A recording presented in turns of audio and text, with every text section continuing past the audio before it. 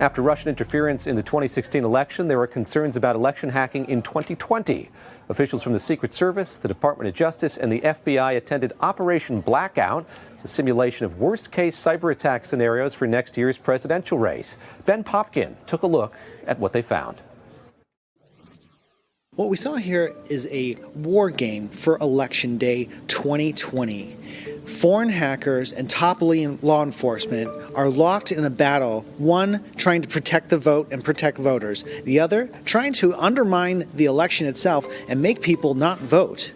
That includes not actually attacks on the election machines themselves, but what if that cyber attacker overtook the traffic lights, took control of the sewer systems, even the city's autonomous buses, sending them to crash into voting stations and killing people going to the polls? That's exactly what some of the top minds and top hackers here at Operation Blackout, a cybersecurity election day war room scenario put on here in Washington, D.C. A cybersecurity firm, CyberReason, brought together officials and agents from the FBI, DHS, and local law enforcement, along with top hackers, including former offensive military hackers, to imagine just such a diabolical scenario.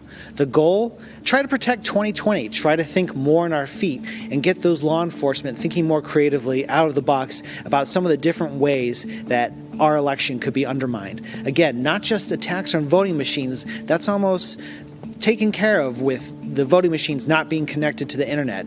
But the next attacker, they're not going to necessarily use the same playbook that the Russians did in 2016 to undermine our election. Law enforcement is far better prepared for 2020 than they were for 2016. One of the challenges of being in law enforcement in these types of scenarios is that we are a reactive force. We don't always know what all the possibilities are. I think that one of the things we're seeing is that law enforcement is becoming less and less hamstrung by reactionary thinking and is thinking more and more proactively. So what can local law enforcement and civic groups do to work together to try to protect 2020?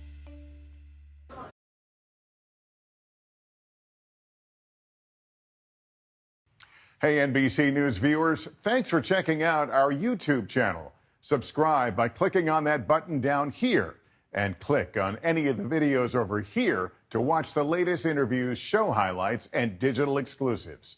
Thanks for watching.